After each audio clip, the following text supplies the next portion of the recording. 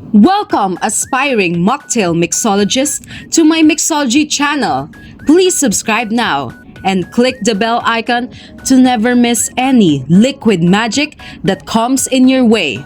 May God bless us with the fresh start of this year 2025.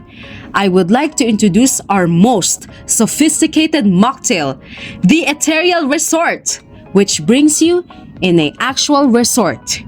This mocktail is state-of-the-art in presentation, very beautiful, flavor bomb, which means flavors you have never tasted before, and at the same time, it is thirst quenching. Mocktail mixologist, I would like to say we have an announcement. Yes, and this is the newest and first ever mocktail series of a secret flavor. So stay tuned guys, because this will happen after this video. Here are the ingredients to make your first resort type mocktail, and the full recipe is located down the video. The first ingredient is the Muscat grapes. This is very different from the rest of the average green grapes that you see and eat every day because of its rare availability, quality, high priced, and flavor. This makes it the ethereal. Without it, it is not ethereal. Next is honey, rosemary, orange slices with its juice and peels, and then next is cucumber slices, and then cucumber flowers for garnish. Last but not the least is the important flavor as well. This is the clear, creamy coconut syrup, the clear type of coconut syrup, guys. And that's all.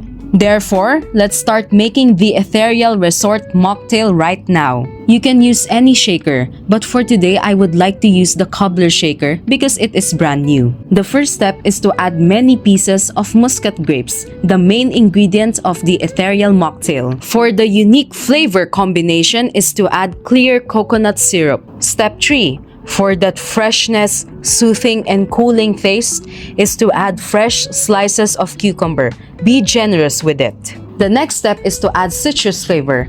Let's add 1 slice of orange with its skin attached to it, and then 1 squeeze of orange juice. For that herbal notes and essence, we must add fresh rosemary sprigs or rosemary syrup if you don't have, but we still need to have fresh rosemary for garnish later.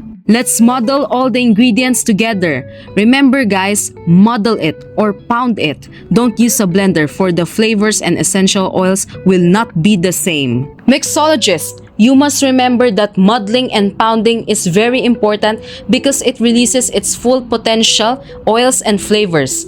Not like blending, it's just crushing and slicing it. Let's add water because this makes it unique. Without adding this carbonated sodas or teas, it is already flavorful and very healthy. Can you see that? By its essential juices and oils, its natural flavorings, without adding something else for flavor bump, it is already flavorful in its own way. After muddling, put the cover of the shaker. Then, my favorite part is shaking it. Let's do this right now. Look at that amazing, vibrant green drink. Guys, don't forget to add sweetness to your drink. So we will add honey. This really pairs well for this mocktail.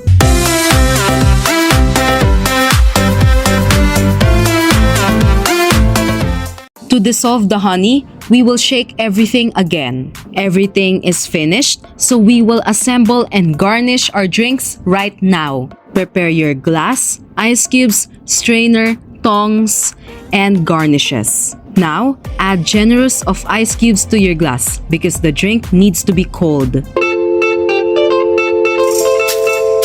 The next step is to add 2 fresh cucumbers in front and at the back of the glass. The next step is to pour and strain our mocktail juice. Get a cocktail stick and then add the garnishes like Muscat grapes, cucumber flower, and then Muscat grapes again. Remember, the garnishes that you have placed there should relate to the one that you used for making a mocktail. Garnish it with fresh sprigs of rosemary, but you must spank or smack it to release its aroma. There you have it, the most beautiful, stylish, flavorful, and healthiest mocktail. I present to you the state-of-the-art liquid magic. And let's turn up the music right now!